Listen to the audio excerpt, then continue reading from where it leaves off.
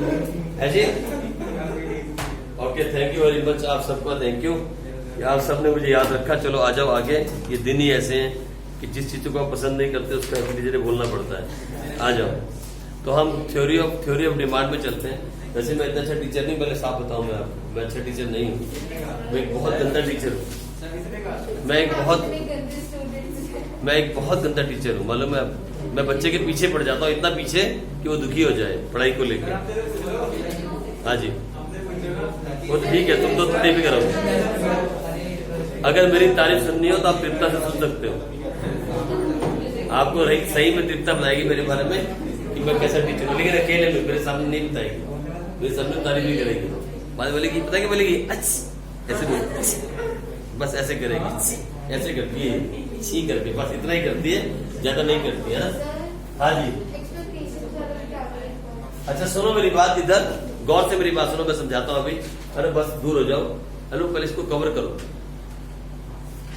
देखो इधर गौर से, हम लोग जो कर रहे थे, जो टॉपिक हमने खत्म किया था, that was factor affecting the demand of a commodity.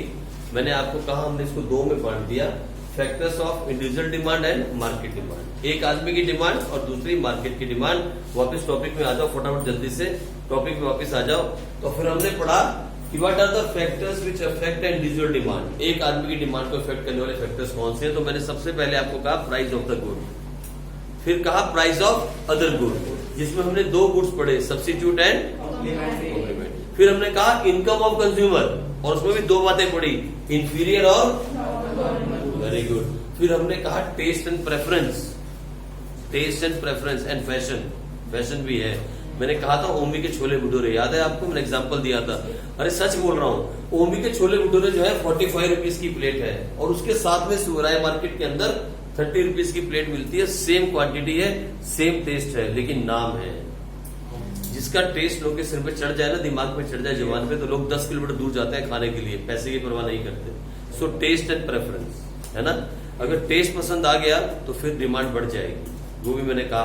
और फिर लास्ट पॉइंट एक लिखवाया था, एक्सपेक्टेशंस। अगर आप एक्सपेक्ट कर रहे हो कि आने वाले बिल्कुल नियर फ्यूचर, दूर की बात नहीं, नियर फ्यूचर, अगर आप ये एक्सपेक्ट कर रहे हो कि आने वाले नियर फ्यूचर में किसी चीज का प्राइस बढ़ने वाला है, तो फिर उसकी डिमांड बढ़ जाती है। और प्राइस घटने वाला है तो फिर डिमांड घट जाती है। मैं बताता हूं कैसे। मान लो आज ही का दिन, ये देखो इधर गौर से देखना, लास्ट पॉइंट, आज का दिन है। आज अभी क्या टाइम हुआ? ऑलमोस्ट 5:15, ठीक है। आज आपको पता चले आपकी पेट्रोल नहीं है टंकी में, सुनो मेरी बात, बाइक की टंकी में पेट्रोल खत्म है, आपको पता चल गया, पेट्रोल डलवाना है, फाइन। और आप अभी ट्यूशन के बाद सीधा पेट्रोल डलवाने के लिए जाने वाले हो, फुल टंकी करवानी है। मान लो आपकी टंकी फुल होती है 1000 रुपीज में, ऐसा मान लेते हैं, एज्यूम कर रहे हैं कि टंकी जो है बाइक की 1000 रुपीज में फुल हो जाती है, ठीक है जी। और मान लो उसके अंदर तेल आता है 500 लीटर, एज्यूम करें, सारी बातें एजम्पशन है। कितना ले ले? 100 लीटर, 100 लीटर। अच्छा चलो 100 लीटर कितना है? 700 रुपए में 10 लीटर आता है। ओके, जेन्युइन रख ले। अच्छा ठीक है, तो फिर जेन्युइन है तो 100 लीटर तेल आता है, मान लेते हैं, ठीक है। तो देखो आप इधर देखो, इधर सो मेरी बात, अरे नहीं ये एजम्पशंस है। 100 लीटर तेल आपकी टंकी में आता है और आपको तेल डलवाने जाना है। आज अभी मम्मी ने पैसे दिए कि बेटा जाते हुए जब वापस आओगे ट्यूशन से तेल डलवा के लाना, पेट्रोल भरवा के लाना, नहीं तो फिर प्रॉब्लम हो जाएगी, ठीक है।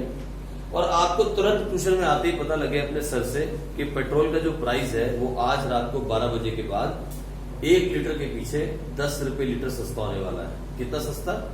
10 रुपीज पर लीटर सस्ता होने वाला है। देखो इधर गौर से, मैंने बोला अभी 100 रुपीज पर लीटर का प्राइस है, 100 लीटर तेल चाहिए और 100 रुपीज पर लीटर है, ठीक है। कितने पैसे चाहिए आपको? 5, ठीक है, एग्जाम्पल है। और अभी पता लगा, राइट नाउ पता लगा कि तेल का जो प्राइस है वो 90 रुपीज हो जाएगा।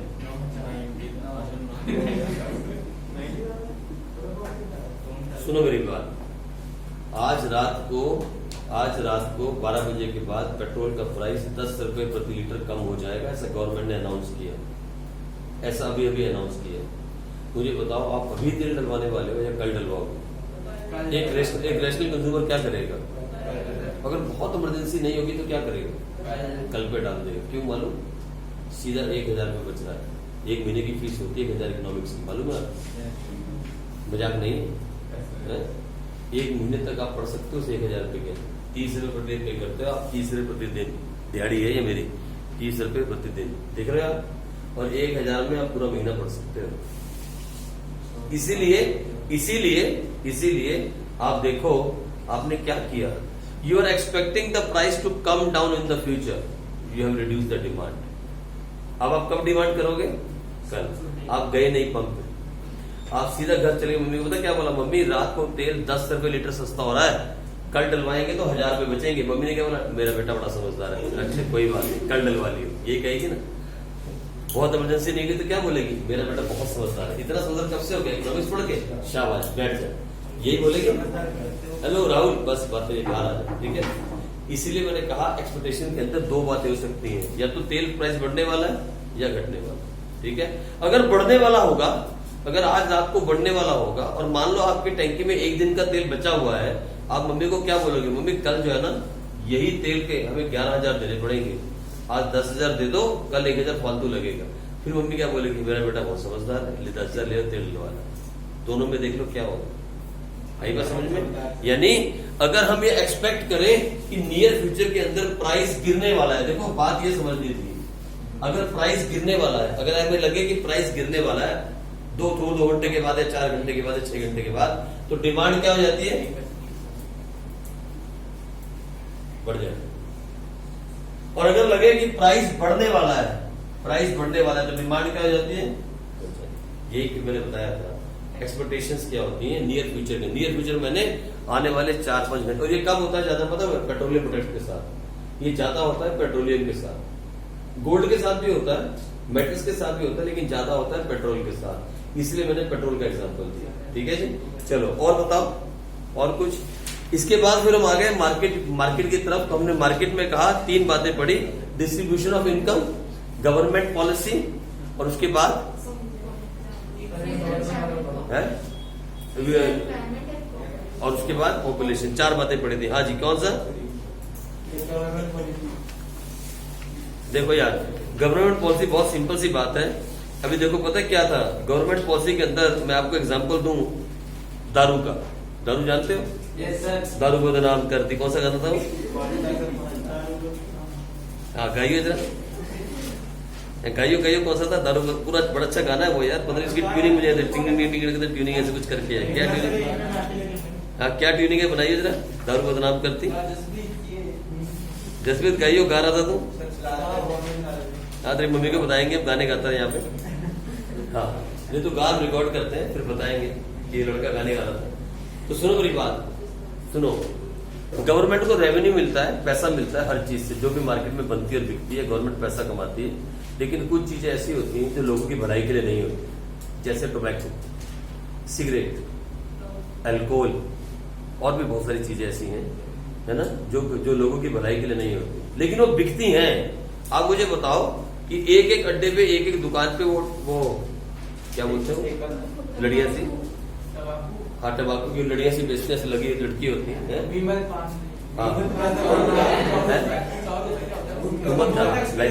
कभी खाना मत। तो सुनो, वो टंगी होती है ना लड़ियां सी टबैको की, हर दुकान पे बिक रही है, लेकिन गवर्नमेंट को मालूम है it is not good for health, it is not good for. हाँ बेटे सुनो ना, रेवेन्यू गवर्नमेंट को उससे इनकम मिलती है।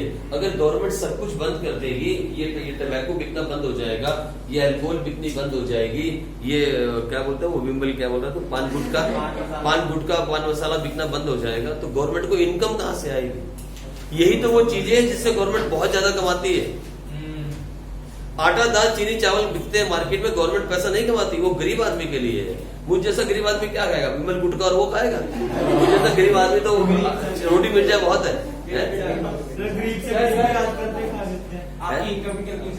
मुझ जैसा सुनो, मुझ जैसा गरीब आदमी वो क्या बोलते हैं वो क्या दारू पी सकता है? मतलब उसको उसकी पी सकता है? वो कहाँ पिएगा? और पिएगा भी तो कहीं वो क्या? हाँ संतरा, वो देसी दारू। हाँ माल्टा। हेलो बस करो, कहाँ ले जा रहे हो तुम? आज टीचर लेकर नहीं। सुनो इधर, तो सुनो मेरी बात इधर, बस आराम से सुनो मेरी बात, वापिस पॉइंट पे आते हैं। Let us come on point. तो प्रॉब्लम ये है, और सुनो बस, गवर्नमेंट पॉलिसी ये है, गवर्नमेंट क्या करती है बेचारी, बंद नहीं कर सकती, बैन नहीं कर सकती। अगर बैन करती है तो गवर्नमेंट को रेवेन्यू मतलब इनकम, अरे गवर्नमेंट क्या है, एक एनपीओ है, नॉन प्रॉफिट ऑर्गेनाइजेशन। गवर्नमेंट हम ही लोगों ने चुन के बिठाई। गवर्नमेंट पेड़ से पैसे नहीं तोड़ती, ना ही गवर्नमेंट नोट छाप सकती है। गवर्नमेंट को देश चलाने के लिए ठीक वैसे ही पैसे की जरूरत पड़ती है जैसे आपकी मम्मी को चाहिए घर चलाने के लिए। जैसे आपकी मम्मी को पैसे मिलते हैं घर चलाने के लिए, या तो खुद कमाती है या मम्मी को मिलते हैं पापा से, ऐसे ही गवर्नमेंट को पैसे चाहिए घर चलाने के लिए, मतलब देश चलाने के लिए। ये देश एक घर हो गया ना। गवर्नमेंट नोट छाप छाप के देश नहीं चला सकती। सर उसके पास तो प्रिंटिंग मशीन है, जितनी मर्जी छापेगी चला देगी। ऐसे नहीं होता है, जितने मर्जी नोट छाप के नहीं आ सकते। अगर ऐसा होता तो देश में कोई गरीब ना होता। ये पढ़ोगे आप 12th क्लास में गवर्नमेंट बजट के अंदर और मनी एंड बैंकिंग के चैप्टर में। गवर्नमेंट अपनी मर्जी से नोट छाप के मार्केट में नहीं निकाल सकती है, 1 रुपया नहीं निकाल सकती अपनी मर्जी से। अगर गवर्नमेंट चाहे 1 रुपया मार्केट में डालना, उसके लिए बहुत बड़ा प्रोसीजर है, उसको फॉलो करना पड़ता है। ये जो नोट छापने का काम है ना, रिजर्व बैंक ऑफ इंडिया का है नोट छापने का काम, प्रिंटिंग ऑफ करेंसी। ये ऐसे नहीं छाप सकते, इसका बहुत बड़ा प्रोसीजर है, ठीक है जी। तो वो तो भूल जाओ। तो गवर्नमेंट घर चलाएगी तो कैसे चलाएगी? अगर ये सब कुछ बंद कर देगी तो पैसा आएगा कहां से? जब तक घर में पैसा नहीं आएगा तो बाकी सारे काम कैसे किए जाएंगे? ये स्कूल, ये बड़े बड़े इंफ्रास्ट्रक्चर, ये गलियां, ये खंबे, ये सब देख रहे हो ना, ये कहां से होगा? इसके लिए पैसा कौन देगा? रेवेन्यू मतलब टैक्स। 2 तरह का रेवेन्यू होता है, टैक्स एंड नॉन टैक्स। ये पैसा अगर गवर्नमेंट के पास नहीं आएगा तो खर्चे कहां से होंगे? गवर्नमेंट तभी तो भीख मांगती है वर्ल्ड बैंक के पास। आज हर हिंदुस्तानी के सिर पे कर्ज है, क्यों? क्योंकि रेवेन्यू कम है, एक्सपेंडिचर ज्यादा है। पढ़ा ना अकाउंट्स में आपने, रेवेन्यू एक्सपेंडिचर।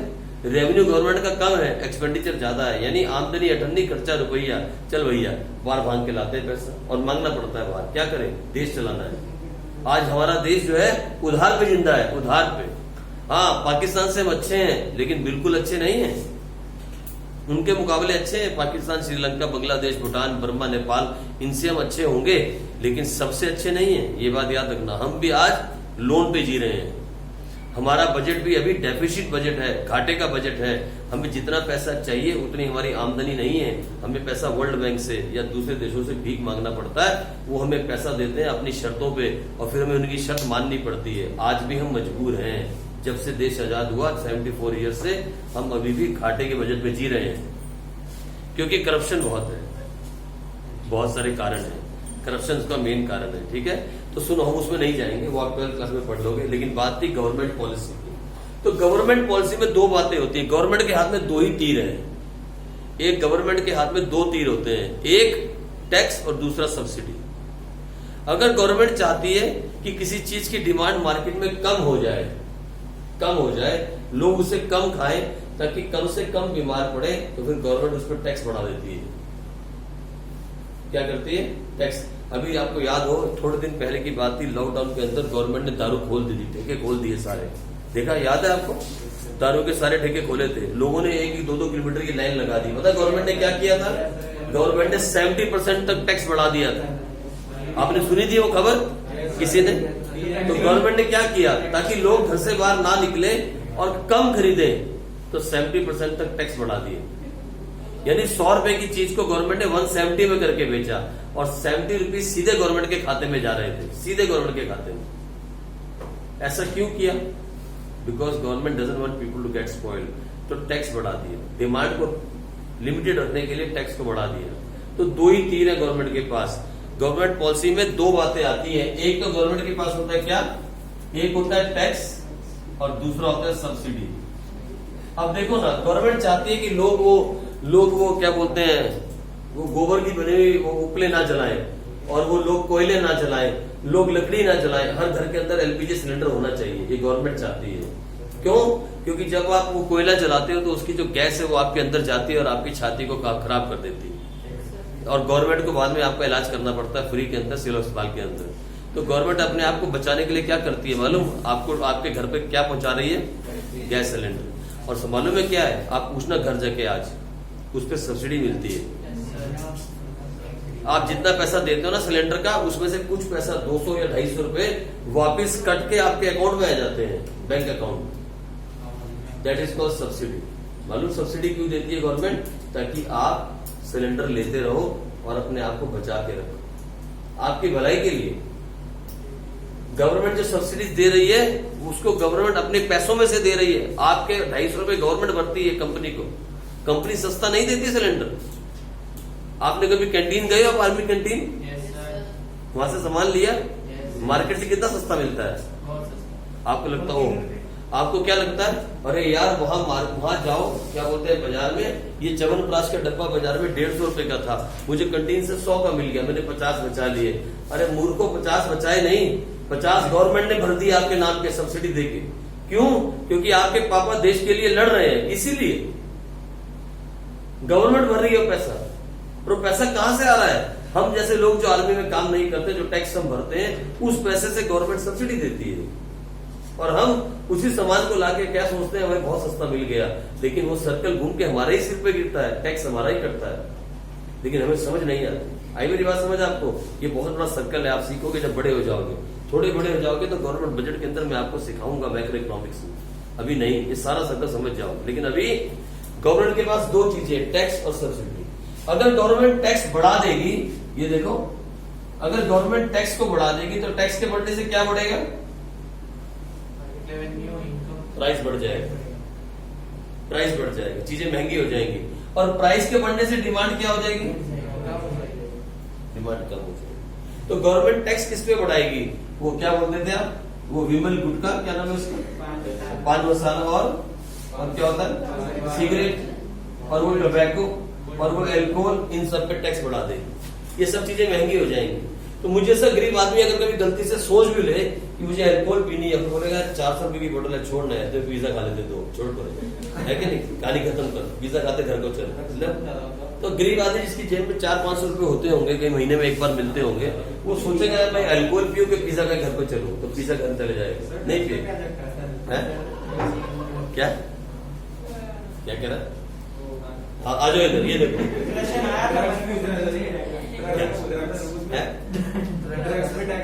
हेलो, ड्रग्स जो है इलीगल प्रोडक्ट है, वो इलीगल प्रोडक्ट नहीं है। इधर देखो, ये सुनो, ये हो गया, ये सारी चीजों में टैक्स बढ़ा दिया। टैक्स के बढ़ने से क्या हुआ? प्राइस बढ़ गया, और प्राइस के बढ़ने से डिमांड बढ़ गई। हेलो, तुम नाम भी मत लिया कोई ड्रग्स का और इन चीजों का नाम मत लिया।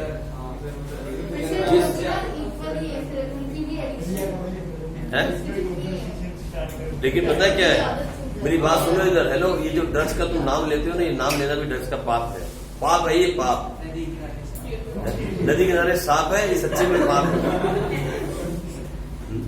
मालूम है आपको? जिस किसी बच्चे ने एक बार देख भी ली ना, ड्रग्स की तरफ देख भी लिया, देख खाना तो बहुत दूर की बात है, अगर देख भी लिया ना कि वहां दो लोग खा रहे हैं, तुमने उनको देख भी लिया, बस ना, बस तुम नहीं बच पाओगे, फिर तुम बच नहीं पाओगे, फिर तुम बर्बाद हो। अगर तुमने देख भी लिया उस तरफ कैसे देख भी लिया, और तुम्हें पता लगा दो लोग ड्रग्स खा रहे हो, तुमने ऐसे देख लिया, बस तुम बर्बाद हो गए। ना, छोटे होते ना, अभी बड़े होते नहीं, बड़े होते ना। आ जाओ। अच्छा सुनो, अब इधर दूसरा सुनो, सब्सिडीज। देखो, जब गवर्नमेंट सब्सिडी देती है, सुनो इधर, जब गवर्नमेंट सब्सिडी बढ़ाती है, तो सब्सिडी के बढ़ाने से क्या होता है? प्राइस डिक्रीज हो जाता है, और प्राइस के डिक्रीज से क्या होता है? डिमांड। यानी जब गवर्नमेंट ने सिलेंडर था ना, सिलेंडर एलपीजी सिलेंडर 1000 का था, 1000 का। एलपीजी कितने का था? 1000 का। मुझे ऐसा गरीब आदमी अफोर्ड नहीं कर सकता, तो गवर्नमेंट ने क्या किया? इसको 650 कर दिया। कितने का कर दिया? 650, और इस पे 350 की सब्सिडी दे दी। अब मुझे लगा कि शायद मैं इसे अफोर्ड कर सकता हूँ, तो मैंने क्या बोला? मुझे भी चाहिए। अब मैंने वो क्या बोलते हैं उसको, गोबर के बने हुए उपले और वो कोयले के बने हुए सब मैंने छोड़ दिए। अब मैंने क्या लाया घर में? LPG cylinder. इन्वायरमेंट के लिए अच्छा हो गया, मैं एलपीजी सिलेंडर लेके आया 650 का, मेरे भी घर में गैस आ गया। और बोला थैंक यू मोदी जी, मेरे घर में गैस आया। ये देखो ऐसा कर रहे हैं लोग। ठीक है, सिलेंडर है तो क्या आया? अब किस लिए हुआ? सब्सिडी के बढ़ने से। सब्सिडी के बढ़ने से प्राइस घटा, और प्राइस के घटने से डिमांड बढ़ गई है। ठीक है जी, मतलब सिलेंडर मतलब गैस कुकर भी तो आएगा, खाली सिलेंडर कैसे चलाएगा राहुल तुम? खुद राहुल तो खाली सिलेंडर कैसे चलाएगा बता मुझे। नॉनसेंस। चलो आज तो बहुत खुश मूड में है ना सारे के सारे। तो सुनो मेरी बात, हमने उस टॉपिक को खत्म किया, factors affecting the demand of a commodity. पर मैंने आपको एक बात बताई थी, अगर अकेला क्वेश्चन आया right the factors affecting the market demand, market की, तो वो सारे के सारे पॉइंट दोबारा से लिखने पड़ेंगे। पॉइंट नंबर 1 से लेके लास्ट पॉइंट तक, पॉइंट नंबर 1 से लेके लास्ट पॉइंट तक सारे पॉइंट लिखने होंगे। अगर उन्होंने पूछा मार्केट के बारे में लिखो, अगर उन्होंने पूछा इंडिविजुअल के बारे में लिखो, तो पहले 5 पॉइंट लिखने पड़ेंगे, ठीक है जी। लेकिन एक बात तो सच है, पेपर में आएगा जरूर, ये पेपर में आएगा। और नेक्स्ट टॉपिक पे चलते हैं, अगले टॉपिक पे चले, हमारे पास टाइम है, आज और नेक्स्ट टॉपिक पे चले।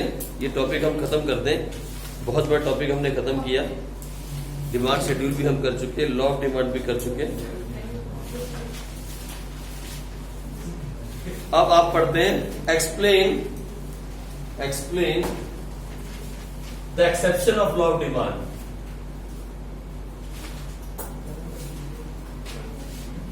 एक्सेप्शन,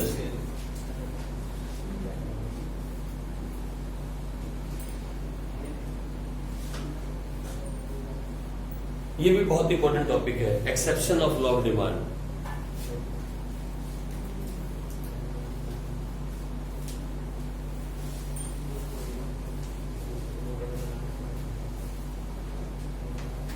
देखो एक्सेप्शन का मतलब होता है, एक्सेप्शन का मतलब होता है, आप ये कह सकते हो एक्सेप्शन को हिंदी में क्या कहें, हाँ मतलब जहां पे नहीं लगता, या ऐसा भी आ सकता है where the law of demand is not applicable. समझे मेरी बात, उसे बोलते हैं एक्सेप्शन ऑफ लॉ डिमांड। देखो सुनो, सड़क पे जैसे ही रेड लाइट होगी तभी आपको रुकना होगा, ग्रीन लाइट होगी तभी आपको क्रॉस करना होगा, ये रूल है। लेकिन कुछ नेता ऐसे हैं, कुछ नेतागण ऐसे होते हैं, कुछ बड़े बड़े लोग ऐसे होते हैं जिन्हें इस चीज से क्या मिल जाती है, एक्सेप्शन मिल जाती है। वो जब भी, हाँ एम्बुलेंस जब भी आती है उसके लिए लाइट कुछ मायने नहीं रखती। कुछ नेता जब भी आते हैं उनको एक्सेप्शन होती है, वो जब चाहे निकल जाते हैं, पुलिस वाले उनको निकाल देते हैं। ऐसे ही लॉ ऑफ डिमांड की कुछ एक्सेप्शंस हैं, मतलब जहां लॉ ऑफ डिमांड नहीं लगता। क्योंकि लॉ ऑफ डिमांड है क्या, लॉ ऑफ डिमांड कहता है whenever the price increase the demand decrease, and whenever the price decrease the demand increase, when other things remain constant। यही बोलता है ना, other factors remain constant। वो other factors क्या थे आपने पढ़ लिए, पढ़े ना सारे, ये सारे other factors आपने पढ़े ना। कौन कौन से पढ़े आपने, इनकम ऑफ द कंज्यूमर, फिर आपने कौन सा पढ़ा, प्राइस ऑफ अदर गुड, फिर कौन सा पढ़ा, प्राइस ऑफ गुड, फिर कौन सा पढ़ा, टेस्ट एंड प्रेफरेंस, फिर बहुत सारे पढ़े, सारे पढ़ लिए, ठीक है। लेकिन कुछ ऐसी जगहें हैं जहां लॉ ऑफ डिमांड एप्लीकेबल नहीं है, कुछ ऐसे पॉइंट्स हैं जहां लॉ ऑफ डिमांड से एक्सेप्शन है, वहां लॉ ऑफ डिमांड नहीं लगता, तो उनके बारे में लिखेंगे। तो लिखो पहले इंट्रोडक्शन, सबसे पहले थोड़ी सी लिखो इंट्रो, पहले इंट्रो लिखो as a general rule,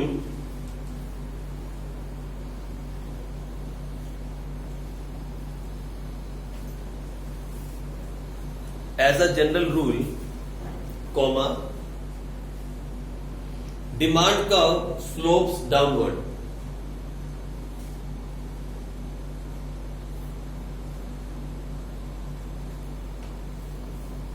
demand curve slopes downward, showing the inverse relation between price and quantity demanded।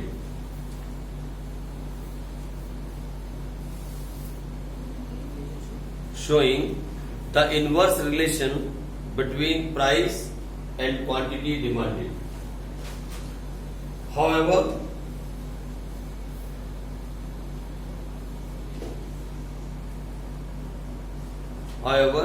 in some cases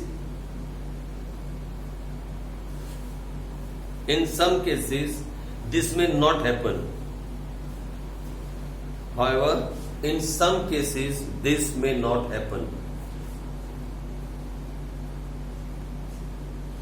These cases are known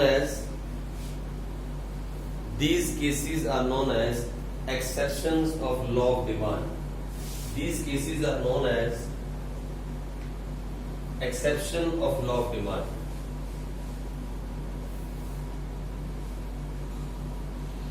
अब ये कौन कौन से केसेस हैं? तो सबसे पहले लिखो गिफन गुड्स. Giffen, GIFFEN. याद है नाम मैंने आपको कहीं बताया था? कौन से बताओ? गिफन गुड्स कौन से होते हैं? Inferior goods, cheap goods. Cheap सस्ते. आप सस्ते कह रहे हो कि कौन सब्स्टिट्यूट कर रहे हो? सस्ते. फिर ठीक. एक तो ये तो कोई तो बोलती है ना, पता लगता है क्या बोल रही है ना, समझ नहीं आता. कभी कभी तो पता नहीं क्या क्या बोलती है, समझ नहीं आता. जब कोई क्वेश्चन नहीं आता था ना तो इतना पता क्या बोलती थी? छी. उस क्वेश्चन को गंदा बोल देती थी, बस इसके बाद आंसर आ जाता था. क्यों? आपने देखा ही है ना. हाँ, लेकिन रावत तेरे अच्छे नंबर आए, बहुत अच्छे नंबर आए 10th क्लास में तेरे. ठीक है यार, बस ठीक है. तो लो अब सुनो मेरी बात. गिफन गुड्स, पता है गिफन गुड्स क्या होते हैं? सुनो, अभी मैंने आपको समझाया था उस दिन भी. बस इधर कंसंट्रेट करो. गिफन गुड्स एक ऐसे गुड्स है जहां लॉ ऑफ डिमांड नहीं लगता. जहां लॉ ऑफ डिमांड नहीं लगता. अगर आपकी इनकम बढ़ जाए तो गिफन गुड्स की डिमांड बल्कि गिर जाती है. अगर आपकी इनकम बढ़ जाए तो गिफन गुड्स की डिमांड गिर जाए. और अगर गिफन गुड्स का प्राइस और गिर जाए तो उनकी डिमांड और गिर जाती है. मान लो कोई चीज आप बाजार में खरीदते थे सड़क किनारे से 30 रुपए की, अब वो गिर के 10 की हो गई. पता क्या बोलोगे? यार 30 की थी पहले, इसमें कुछ नहीं था, अब इसने और सस्ती करती. इसमें क्या डाला होगा? इसने केमिकल होगा. छोड़ दे, बिल्कुल लेना छोड़ दोगे आप.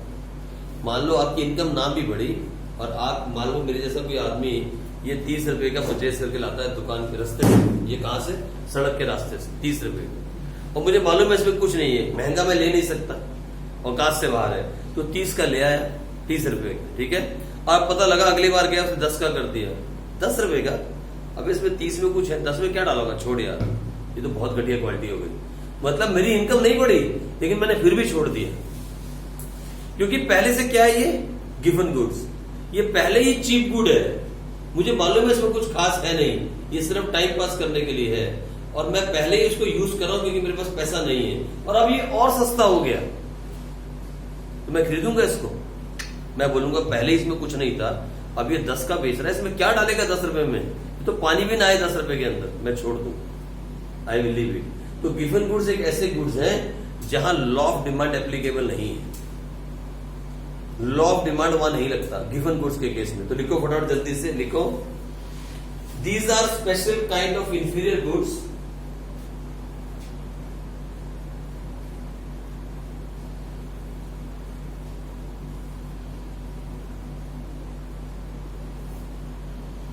these are special kind of inferior goods on which the consumer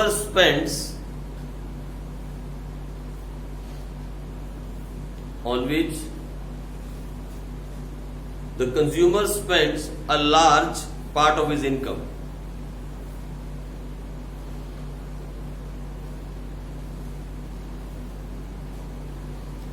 And their demand rise मैंने बढ़ना. And their demand rise with increase in the price. Demand rise with increase in the price and vice versa.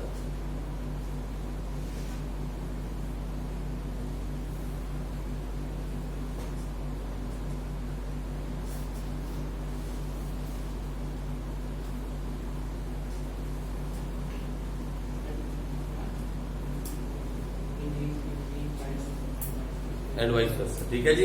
मतलब मैंने आपको वही example दिया. If there is a given good of ₹30 and you have bought it from the market because your income is less and you are using given goods. और हमारे हिंदुस्तान में बहुत सारे ऐसे लोग हैं जो गिवन गुड्स को यूज करते हैं. लेकिन मैंने आपको साथ में एक बात और भी बताई थी. There is no good which is called given और which is called normal. It is just a income which bifurcate them. तो मान लो ये गिवन गुड्स है और मेरे जैसे बहुत सारे कंज्यूमर इसको यूज कर रहे हैं. इसका प्राइस अगर गिरेगा ना तो इसकी डिमांड गिर जाएगी क्योंकि पहले से गिवन गुड्स है. ये पहले ही इतना चीप है कि अगर इसका प्राइस और गिरा तो मैं भी इसे लेना छोड़ दूंगा. पता है दिमाग में क्या रखूंगा? यार ये 30 रुपए में पहले कुछ नहीं आ रहा था, अब 10 में और क्या आएगा? इस मेंटलिटी के साथ. लेकिन अगर इसका प्राइस थोड़ा बढ़ेगा ना, थोड़ा सा बढ़ेगा, तो मैं फिर भी इसको लेता रहूंगा। पता क्यों? मैं सोचूंगा यार 30 में ठीक नहीं था, अब ये 40 कर दिया, कुछ नया डाला होगा, चलो लेके देखते हैं। आई बात समझ में? मैं आम आदमी की सोच बता रहा हूं आपको। गिवन गुड्स के केस में आम आदमी की यही सोच होती है। When there price increase the demand increase, when there price decrease the demand decrease. ठीक है जी, समझ में आ गई कहानी? तो लिख लो फॉर एग्जाम्पल, और एग्जाम्पल लिख लो अपने आप से देना है।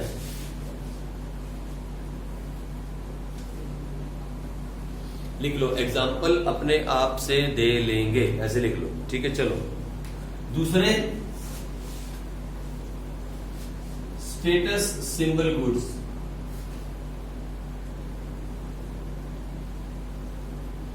अब देखो ये कौन से गुड्स होते हैं, यहां भी लॉ ऑफ डिमांड नहीं लगता। ये मेरी बुक दे दो इधर, गरीब आदमी की कहीं रहेगी तो मुश्किल हो जाएगी, दे दे यार।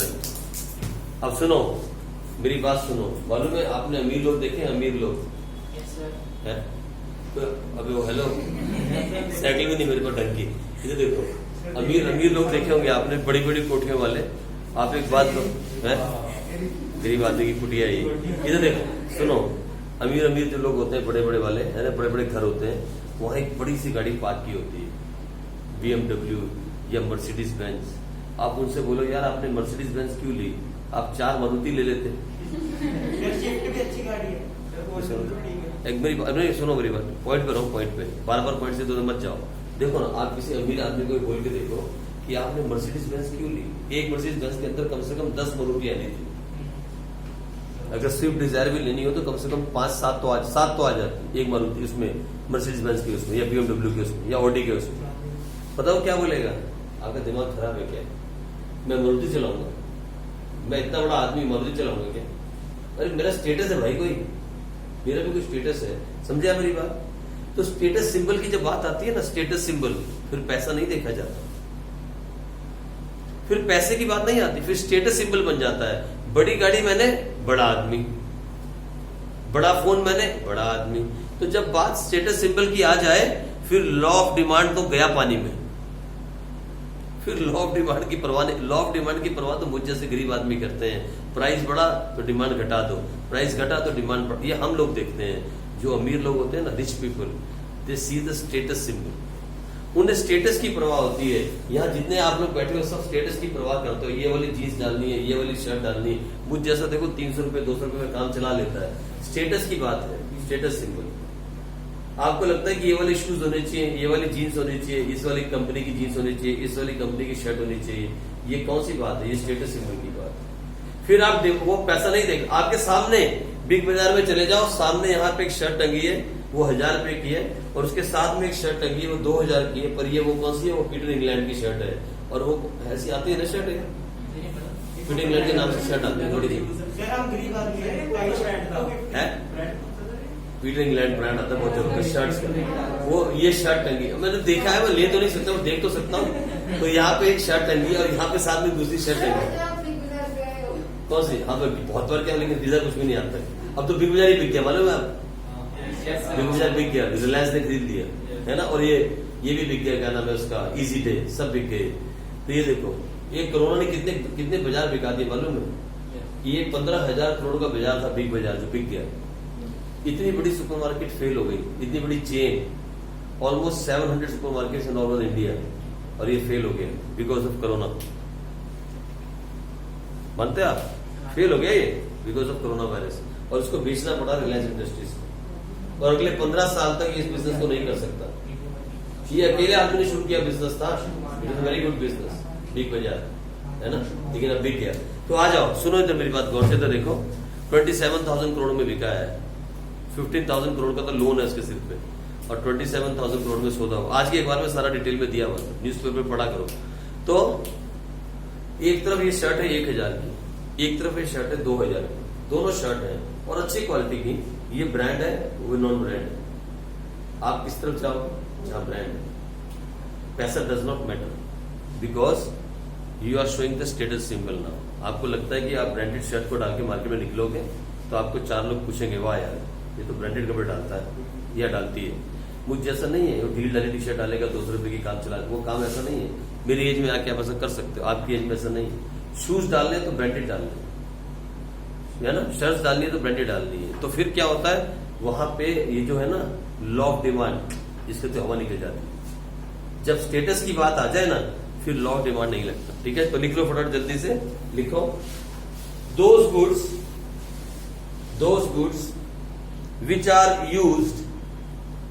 which are used as status symbols,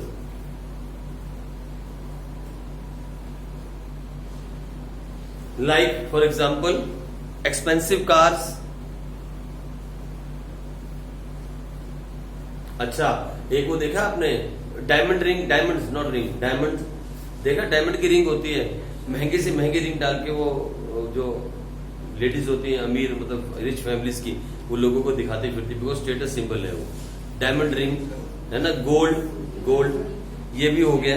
उसके बाद इसके बाद और क्या हो सकता है, और क्या हो सकता है, एंड ETC।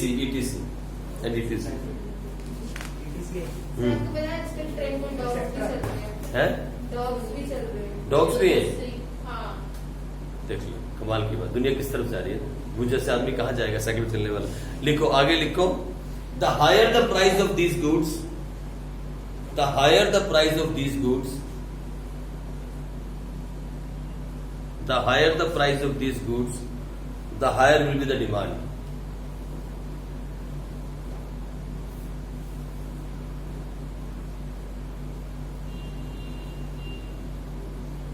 अच्छा, तीसरा पॉइंट है, point number 3, fear of shortage. Fear of shortage, SHORTAG, fear of shortage. अच्छा, एक बात और होती है, देखो सुनो मेरी बात, एक बात और समझो, ये क्या चीज है। देखो कभी कभी ऐसा होता है, मैं बताता हूँ आपको, सुनो इधर, ये बहुत इंपॉर्टेंट पॉइंट है, अभी की बात है, कोरोना वायरस की, अभी बताता हूँ। जब कोरोना वायरस हुआ और ये बाजार बंद होने लगे, तो लोगों को ऐसा लगने लगा, आपने सुना होगा टीवी में और देखा भी होगा, लोगों को ऐसा लगने लगा कि मार्केट के अंदर सब कुछ शॉर्टेज हो जाएगी। जब कोरोना स्टार्ट हुआ था, याद करना आप, लोगों ने पता क्या किया, घर के अंदर 6-6 महीने का अनाज भर लिया। भरा था कि नहीं, सच बोलो, भरा था ना। हर घर में ऐसी कहानी हुई। ये अभी इकोनॉमिक्स हमारे घर में है, मैं बोलता ना हर जगह इकोनॉमिक्स है, वो कि हमने कभी देखी नहीं। ये देखो यहाँ लॉ ऑफ डिमांड की धज्जियां उड़ गई मार्केट के अंदर, वहां दुकानदारों ने प्राइस बढ़ा दिया, चीज महंगी हो गई, लोगों ने प्राइस बढ़ा दिया। अगर दाल 80 रुपए किलो बिकती थी तो वो 100 रुपए किलो कर दी दुकानदार ने, और यहां से हम लोगों ने उसकी डिमांड बढ़ा दी, घटाई नहीं, बढ़ा दी, क्योंकि हमारे दिल में एक डर था। क्या डर था? शॉर्टेज हो जाएगी। हमारे दिल में एक डर था कि कोरोना वायरस होगा, सब दुकानें बंद हो जाएंगी, कहीं कोई प्रोडक्शन नहीं होगी, शॉर्टेज आ जाएगी मार्केट के अंदर, हालात खराब हो जाएंगे, हम भूखे मर जाएंगे। तो हमने क्या किया मालूम, हर कोई मार्केट की तरफ दौड़ा, भैया 6 किलो दाल, 10 किलो चावल, 20 किलो आटा भर दे, पैक कर ले। 6-6 महीने का सामान अंदर पैक कर दिया। क्यों? There was a fear of shortage. तो कहां गया लॉ ऑफ डिमांड? धजिया उड़ गई उसमें। लॉ ऑफ डिमांड एप्लीकेबल नहीं होता when there is a fear of shortage. क्यों? हमें डर था कि शॉर्टेज हो जाएगी, हम भूखे मर जाएंगे, तो हमने प्राइस की परवाह किए बिना दे डिमांड पे डिमांड, दे डिमांड पे डिमांड। वो प्राइस वाला और डिमांड का चक्कर तो बंद ही हो गया। तो जहां फियर ऑफ शॉर्टेज होती है वहां लॉ ऑफ डिमांड एक्सेप्शन हो जाता है, नहीं लगता। बात समझ में आ रही है आपको? समझ में आई? तो लिखो पॉइंट जल्दी से। If the consumer expect, if the consumer expect a shortage of a particular good,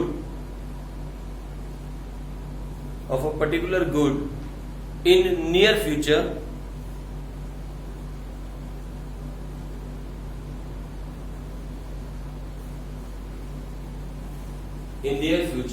comma, then he will start purchasing more and more of that good. He will start purchasing more and more of that good in the current period.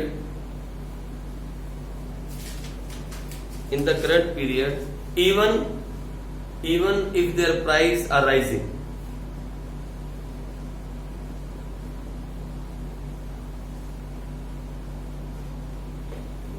Even if their price are rising, ठीक है, चाहे price बढ़ रहा हो, हम परवाह नहीं करते लॉ ऑफ डिमांड की। फाइन।